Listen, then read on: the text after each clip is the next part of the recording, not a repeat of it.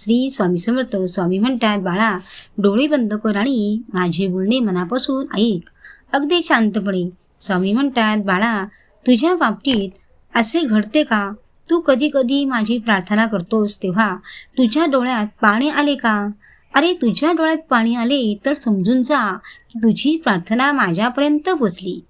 स्वामी म्हणतात, बाळा तुझ्यापेक्षा आम्ही सुंदर नियोजन केलेले असते, ते तुम्हाला माहीत नसते. आणि बाळ तुम्ही कोणताही निवडलेला मार्ग मधूनच सोडायचा नाही. खूप प्रयत्न करा. अरे अडचणी येतच राहतील बाळा. ठरवले की सर्व होते, पण तुम्ही जिद्दीने प्रयत्न करायला हवे. कंटाळा केला नाही पाहिजे. खूप प्रयत्न करा, मेहनत करा. अरे परिस्थिती कशी पण असू दे, अगदी जीवनात हसत खेळत राहायचे, नाराज कधीच राहायचे नाही.